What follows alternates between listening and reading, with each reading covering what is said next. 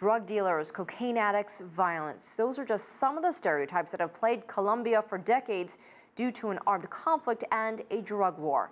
But things are starting to change as CCTV's Michelle Begay reports some of the people who will benefit the most are Colombian tourists. Earlier this year, the European Parliament voted to abolish the Schengen visa requirement that restricted travel for Colombians and Peruvians to European countries.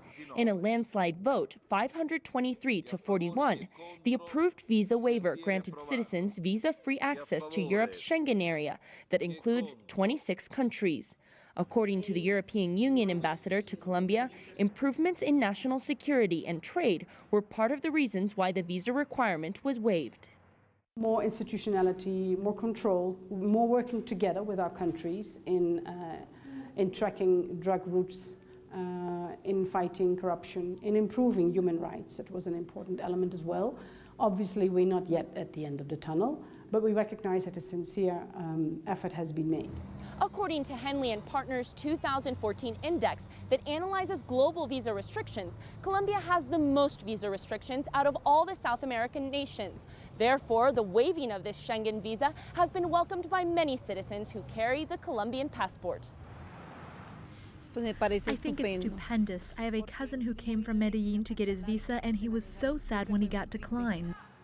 Colombia is going through a good moment in all levels. I don't know if it has to do with the peace process, but I think artists now come here more easily. I think it might have something to do with the government's work in improving our image, as they show we are good people, not just the narco-trafficking everyone was seeing.